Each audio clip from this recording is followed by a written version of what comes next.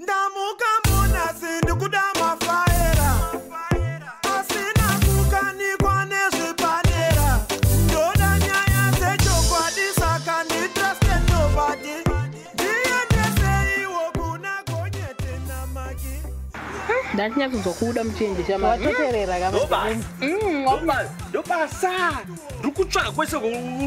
kwakanakeni newe uri mbudzi herewo nekuti sei uri mbudzi here pendura uri mbudzi here gore mwana uri nhunzi uri nhunzi kuti mangwana yauyi yatoti mwana mangwana kungoda iso yani uri bete uri mwana uri mbudzi herewo gore mwana nhumbu iwe zere rako ushandisa family planning iwe ndirikuzvipa ndega nhumbu dzefereni kungoita $100 mumba chete watobata nhumbu kungoita $100 mumba watobata iwe kungoita $100 wakutonditisa nhumbu kungoita 100 wakutonditisa nhumbu nai wada unoblema inini iwe unoblema inini here ndikuzvimitisa ndega iwe ndotsvaka mari futi ndotsvaka mari ndokutsvagira kukontrolera futi kuti family planning inofamba sei naiwedwe uri kutsatsa basa rako iwo pana pachii iwo handina kutaurire chokwadi kuti mapiritsi hakuna mapiritsi ari kunetsa tiri mulockdown mapiritsi haasi kuwanika tucheti tobuda sei tinotenga semapiritsi shandisa makondomu anoramba kuti pese petotsa nyaya iwa kuti pedza nyaya dzemakondomu why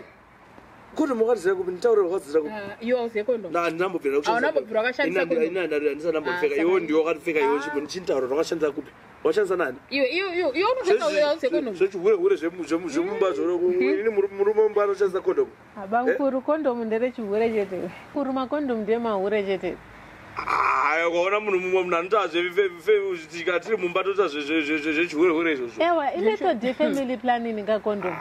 kudzivirira kuti musabatire nhumbu seke kana mati mapiritsi kwangu kusina mofekawo kondomu family planning ni responsibility yenyu mese muri tukapapa kana vati zvoni mashaya mapiritsi kana jadheo kana loop musina jadheo inini neweight yangu jadheo hatoiti yaramba ndakavadzoti chipfeke ya responsibility yenyu wose murume kuti mudzivirire moseka kondomu iwo ndiwatanga kutaura nyaya dzebonde pane mwana handiti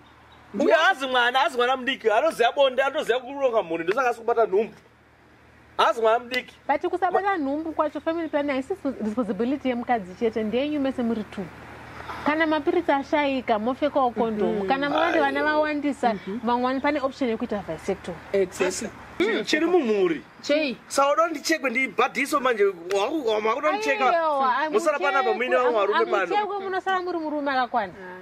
mumacheka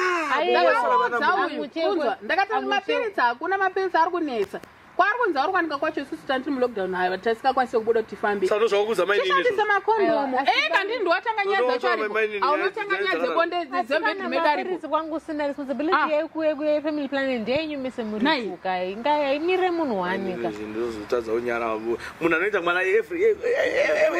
eka kondomu harisire kunze chete harisire dusisu masingo cheteka uyu anoita bonde uyu umunzwa anoita bonde saka uri kumuona anotaura nezvazvo anoziva mangu angwara dai ndakarora iyeyu wakuda kutemwada kutemera muningi ndiri kwene magi chimborongedza bhegu ene hapana kwaanoenda kana ari mainini vangu hapana kwaanoitokana ari munin'ina wangu ari kurongedza mabhegi ari kuenda kwamama ada kudzidzisa kuronga mhuri kuparadzira imba yangu kuparadza mhuri ungobatsira mese nyaya yefamily zvenyu imi matauro uri kuona usoft haana kuzhiga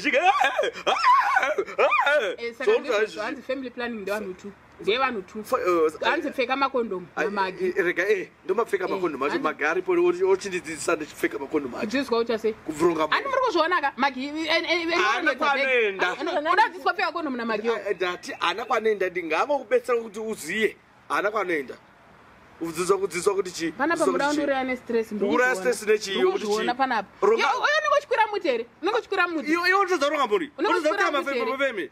ndotsvaka mari ndotodza futi zvinhu zvindinetsa usiku ndizvozvo magi anogara tomboona kuti family planning wokubetsera kufamily planning